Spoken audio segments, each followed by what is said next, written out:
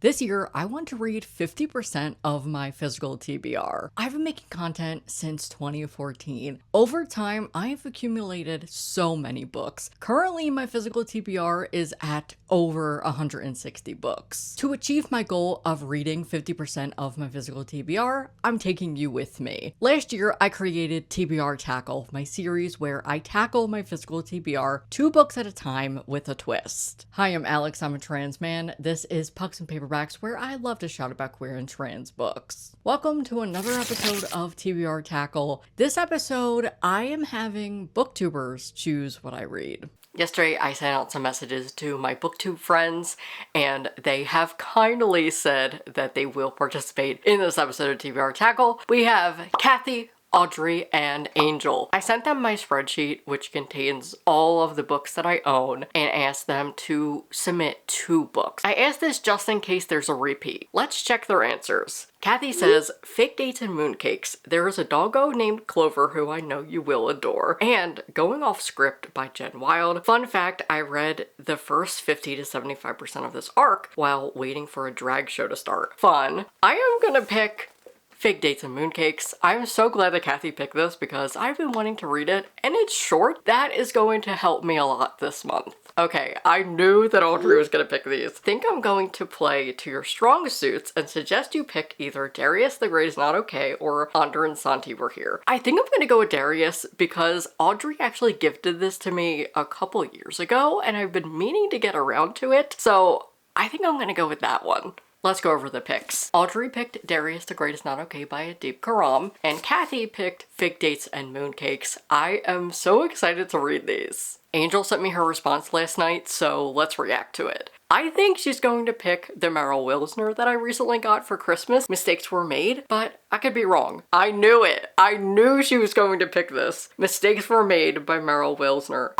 Hi, I was reviewing the footage and honestly I didn't like the way the video came off when I was reading Angel's response, so I'm just gonna film it again. So, she did indeed pick Mistakes Were Made by Meryl Wilsner. She says, I buddy read this with a friend a few years ago and honestly didn't love it, but have read another book by them and loved it.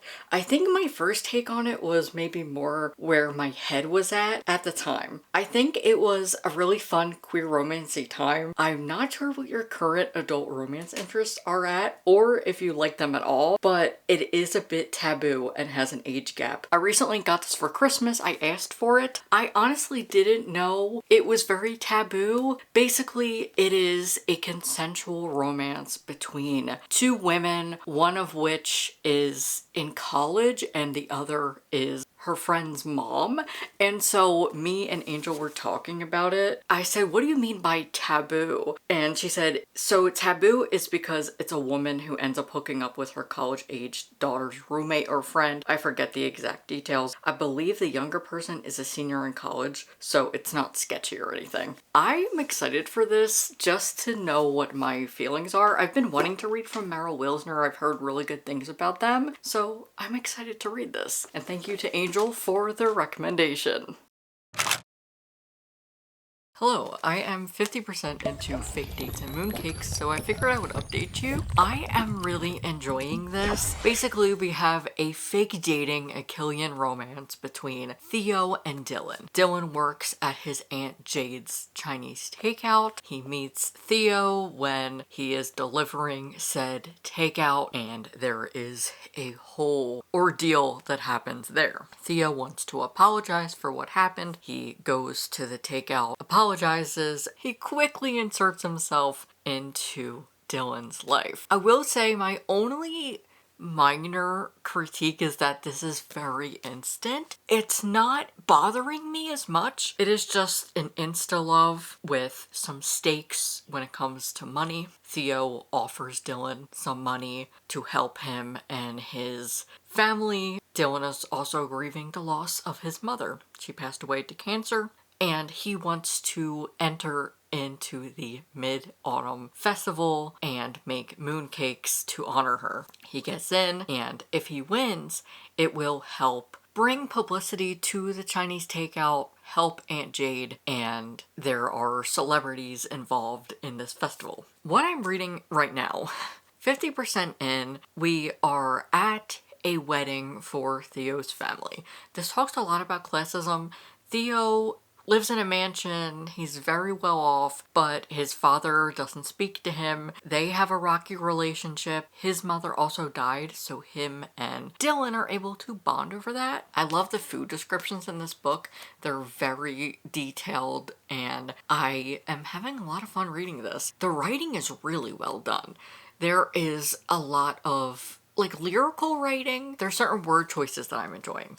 Dylan and Theo are at a wedding for Theo's family. His cousin is getting married. There's so much family drama. It's awesome.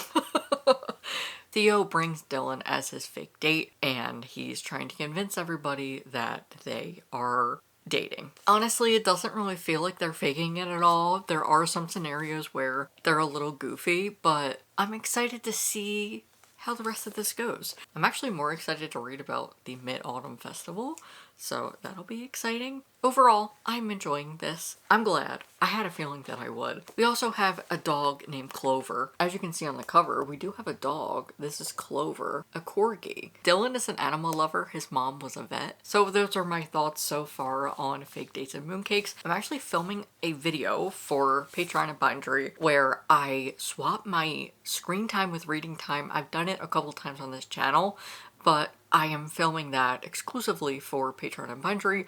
It is for all members of the Paperback Pal and Bookish Bundle tier. My top tier, the Bookish Bundle, gets exclusive monthly vlogs where I just like vlog throughout my life. It's not like reading specific or anything. I have been showing my thrift store finds and unhauling and things like that. This is pretty short. It's 262 pages, so I'm going to sit down and finish my time that I am doing for that other vlog, and I will be back once I have finished.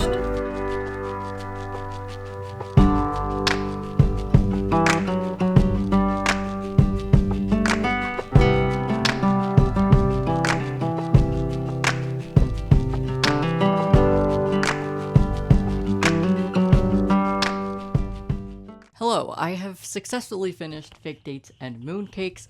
I'm using my mini mic because there are so many lawnmowers outside that I want to make sure that the audio doesn't pick it up. If it does, apologies. I am so sick of spring already. I was doing so good with being able to film without any noise. Anyway, I finished Fake Dates and Mooncakes, and I really enjoyed it. We follow two boys, Dylan and Theo, who are of Chinese descent. Theo is not in touch with his culture as his mother was Chinese and she has since passed away. He also has a rocky relationship with his dad. He is wealthy, but he feels very lonely and isolated. Then we have Dylan, who works at his Aunt Jade's Chinese takeout. They have Singaporean Chinese food, and they are struggling with money and paying rent. There's been eviction notices. He's also grieving and mourning the loss of his mother, who passed a year ago to cancer. When the Mid-Autumn Festival arrives, he is so excited to enter to hopefully be able to win some money and publicity for his Aunt Jade's takeout and honor his mom by making mooncakes. That was something that she wanted to do. She said that they would enter the Mid-Autumn Festival together and make mooncakes, but they didn't get a chance to.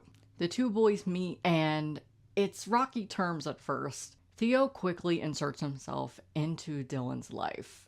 They start doing things together, specifically going to Theo's family wedding that he ends up crashing.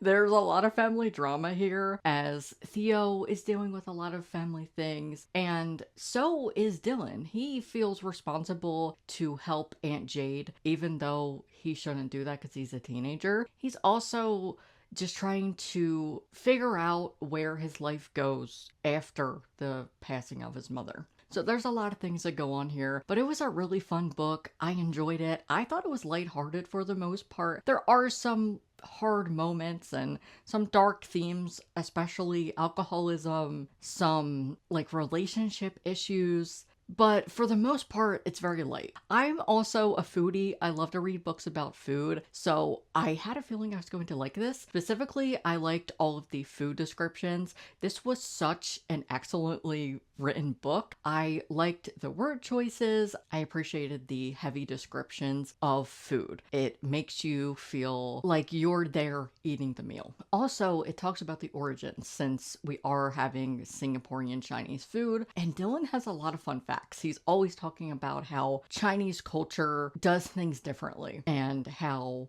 they might honor somebody or they eat something for a specific reason. I also like seeing him honor his mom. For instance, there's a scene where he buys specific mooncake shells and they say remembrance in, I believe, Mandarin. I just really adored this. If you want some books with like foodie descriptions, you like festivals and things like that, I will say the festival is towards the end. I honestly think it's like 20 pages before the end.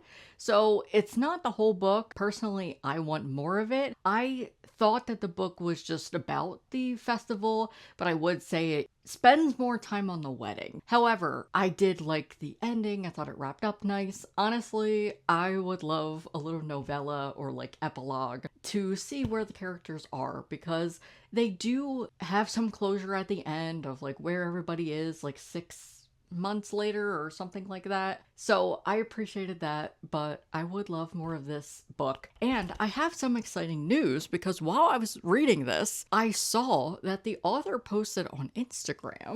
He announced that it is getting adapted to TV. It's not official, like, we don't have confirmation that it is certainly going to be a thing, but it just says Stephen J. Kung to adapt YA novel Fake Dates and Mooncakes for TV.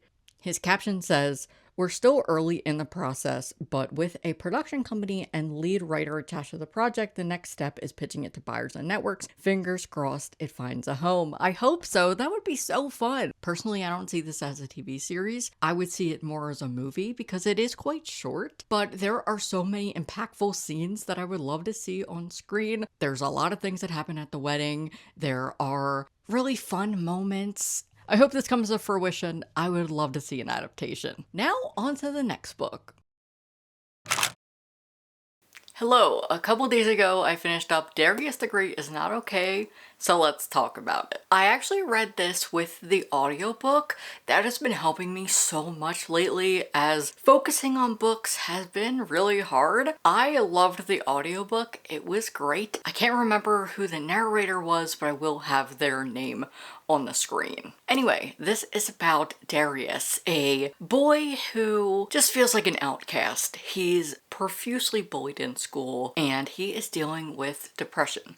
He was diagnosed and he is taking medication for it, and we learn that he inherited it from his father. I love when YA books talk about mental health. It's so important, but the way that this was done was stellar. This debunks the myths of depression and talks about how stigmatized it is. I loved how it talked about depression being genetic, how he got it from his father. Throughout the course of the book, we learn about his father's intentions. It just all clicks into place. I also loved how this talks about Persian culture and how it is frowned upon to talk about mental health. The majority of the book is set in Iran. It is following Darius as he meets his relatives for the first time. His grandfather is sick, so they are there to just see him for the last time. There he meets a friend who he really gets along with. I will say there are subtle undertones to queerness. Adib Karam is queer and all of his books have had some queer rep. This had more subtle undertones. I loved reading Darius's story and seeing the highs and lows that he goes through. I'm so appreciative of books like this. Similarly, I think of the graphic novel Flamer by Mike Curato. This is a little similar. It does talk about depression and suicidal ideations. Same here. If you are sensitive to talking about depression and suicidal thoughts, this could be very triggering. This definitely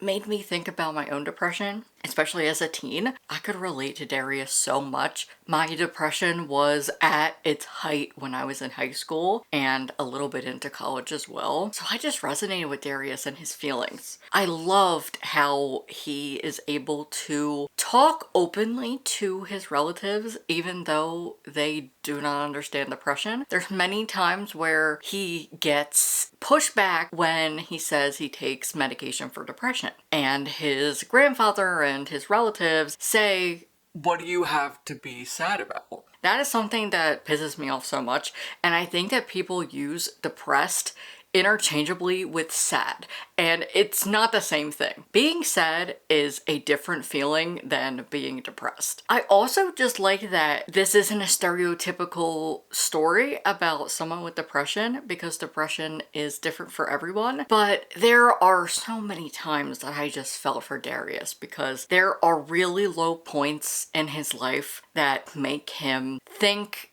differently, and it's really sad. The way that he explains his depression to folks that don't understand it is that he has a chemical imbalance. Of course, they don't really understand what that means, but I just like that he was confident in knowing that depression doesn't rule his life and it is just one part of him. As I've gotten into reading over the last 12 years, I have read many books that talk about depression, but some of them can be over the top and very stereotypical. I appreciate seeing different perspectives and different life experiences of people with depression. I just thought this was so great. The storyline and the characterization. There are so many things that happen with all different characters. There's also a rocky relationship with his father that does get resolved towards the end. I really loved the conversation that Darius and his father end up having. It was really therapeutic. I was so glad that we got that conversation. Overall, I absolutely love this. I didn't know I would love it this much. So again, thank you so much to Adri for not only gifting me a copy, but also telling me to finally read it. Now it is time for me to read the final book. Hello, it is May 4th, and I am flying through this book. I'm about 70% in, so I figured that I would update you before I just finish the whole thing. This is probably going to be super rambly, so I will try to structure what I'm saying as much as possible. I am having such a fun time with this book. At first, I wasn't. I would say like the first half of the book, maybe at least like up until 30%. I wasn't too sure about it, but I think because it is taboo and risque, it makes me want to read it more. This is also a forbidden romance, and that's one of my favorite romance tropes, so that helps. I'm just loving this. It is such a unique concept. The author pitches it as the MILF book. So it is a queer romance between two bisexual women, and it's an age gap romance. Erin is 38, she's a mother, and recently went through a divorce. She is visiting her daughter Parker at school for family weekend. Erin and Parker have a rocky relationship due to the divorce. It was never discussed, it just happened. And Parker is a daddy's girl, so she has a lot of pent-up anger towards her mom, so they're navigating their issues. When Erin is on campus for family weekend, she is at a bar by herself and meets Cassie, a woman who she has a one-night stand with. Since it's a one-night stand, the two believe they're not going to see each other again. Wrong. When Parker and Cassie go to meet Parker's mom for breakfast, it's Erin. So throughout the book, it is a will they, won't they? Are they going to stay together? Are they going to tell Parker? This is a dual POV, which I really enjoy. I love learning about Erin as a character and how she's working in therapy on a lot of traits that she picked up from her mother, who has passed away. She's always wanted to be perfect and feels like she doesn't do anything for herself. So she is learning to be more free and open to new things. Especially as she now has a daughter in college, she has more time to herself. She's also a doctor. This is just so scandalous and fun. I'm enjoying it so much. I'm also somebody that's not very fond of too many sex scenes. Like, I'm fine with books that have sex scenes, but sometimes I feel in romance they are too back to back. But this is doing a great job of adding them in a way that doesn't feel like it's every other chapter. I'm just having so much fun with these characters and this story. Like I said, I love forbidden romance, so the way it's done here is just really fun. I'm obsessed with this book.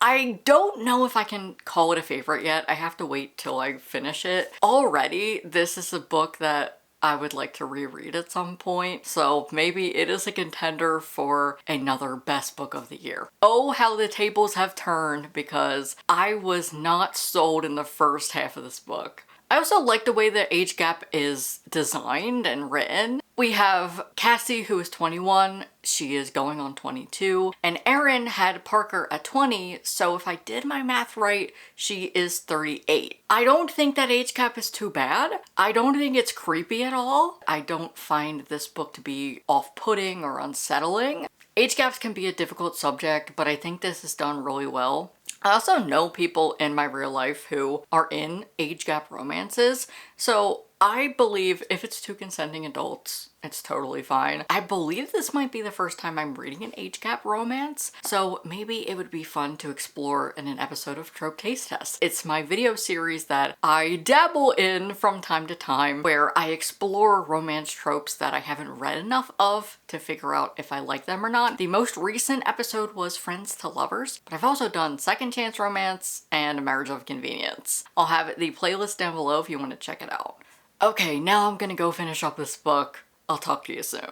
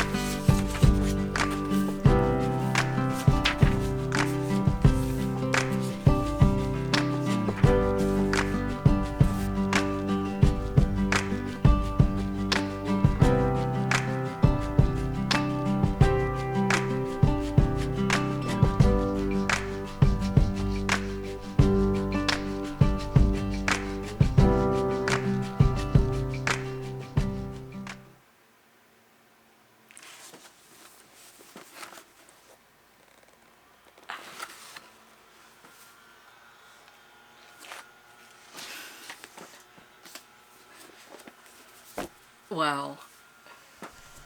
I'm shocked, honestly. I think I found my second best book of the year. Wow, this was so good. Little did I know this was going to become a new favorite. Oh my god, I'm so happy I read this. I will give you a in-depth review in a bit. I have to actually charge my camera. But wow, I am thoroughly impressed by this, and I just want more. Give me a sequel. Give me a whole series. I don't want to be done with these characters. I love this so much. If you have any recommendations for books that are similar to this, please leave them in the comments. I was scouring the internet and I don't think I've found anything that is similar to this. There have been like Reddit threads of people being like, give me books that are similar to this book, but none of them really caught my eye. I did see somebody recommend the Ashley Herring Blake series, which I plan to read. I meant to do a video where I read the whole series. I was gonna do it last year, but it just didn't happen. So maybe I will try to attempt that again. Anyway, I'm gonna go charge my camera and I will be back with a review. Hello, it is finally time for me to gush about this book. Wow, this was a roller coaster. I went from being very unsure to being giddy at the end. I love this. I could reread it. It has become a new favorite. I'm so happy. I really didn't know how I was going to feel about this. I don't even have any critiques. I will say the stakes are pretty low. I was anticipating some common romance tropes at the end, and that didn't happen. Those being miscommunication and third act breakup, nowhere to be seen. I really appreciate that, and I hope that that means Meryl Wilsner doesn't do that in their books. If you've read them before, I would love to know. This also had something that I really love in romance is when we have interpersonal turmoil and conflict, where both characters have to learn something about themselves before they get together. This is a lot of friends with benefits, lots of sexy time, but I thought it was organized very well. I didn't feel like I was always reading a sex scene, but I also was so connected to these characters that the risque part of the book and their relationship made me so giddy to read the sex scenes, which is so not me at all. I just had so much fun with this. Like I've already said, I love forbidden romance, so the fact that this was a forbidden romance was exciting. You had scenes where both characters are hooking up with each other and Parker is in the vicinity. Maybe she is asleep in her room, or she went to her dad's house. But still, you're waiting for that moment for the ball to drop when they're found out. How long can they keep doing this? And both characters have that in mind, especially Erin. She's like, I can't do this. I can't be with my daughter's friend. I can't be doing this. But she just keeps doing it. If I were to pick a favorite character, I would say it was Erin. I also liked her friend, Rachel. Cassie was fun to read as well. She is a messy girl who has mommy issues. She has parental issues in general. She doesn't talk to her parents. They were very much out of the picture for her, and she has had to fend for herself and be resilient. I loved the two characters' dynamics. We also get a dual perspective, so you get to read from Erin and Cassie, which I liked. This was just such a fun book. What a good forbidden romance. Highly recommend if you like all of the things that I mentioned. It's not going to be for everyone, but it is fun. If you like a scandalous taboo book and you just want to read about two sapphic women, specifically it's two bi women, lots of bi-ness in this book. Erin's bi, Parker's bi, and Cassie is bi as well. Rachel is also pansexual. Lots of bi-pan representation in this book. Oh, I just thoroughly enjoyed this. Sorry if I don't have any outstanding thoughts, nothing that is going to be groundbreaking at all. But I had so much fun with this. I cannot wait to read more of Meryl Wilsner. If you have a favorite besides this, let me know what I should read next. And that is going to conclude this episode of TBR Tackle. Shout out to all of my friends who participated in this video, Kathy, Audrey, and Angel. Thank you, thank you, thank you. Let's do a reading recap. I read Fake Dates and Mooncakes by Sher Lee. I have been wanting to read this off my TBR, and I'm so glad I finally did. I thoroughly enjoyed this. I also read Darius the Great is Not Okay by Adib Karam. I loved this. The audiobook was really good. It also had great depression rep. I haven't stopped thinking about this book. I have another book by Adib Karam on my physical TBR. It's The Breakup, so hopefully I'll be able to read it soon or in an episode of TBR Tackle. Would you look at that? I read 3 books off my physical TBR and I enjoyed every single one of them. Of course, I know my own reading taste by now. It is really nice to have 3 books off my physical TBR that I enjoyed and don't have to unhaul. That's it for me. Thanks so much for watching. If you want to catch up with TBR Tackle, I will link a playlist down below. And if you enjoyed the video, give it a like and hit subscribe. It's free. If you're new here, hi, I'm Alex. I'm a trans man, uplifting queer trans books on my corners of the internet and sharing books that actually make you feel seen. I'd love to have you a part of my community. Thank you to my top members on Patreon and Bindery for your support this month. It means the world to me. If you want to become a free or paid member, the link is down below. I'm hosting a readathon right now for my BookTube birthday, and we are reading all of my favorite books. I have a vlog planned for this month where I reread my favorite books. If you'd like to watch more, YouTube suggests this video and you can subscribe there. Bye.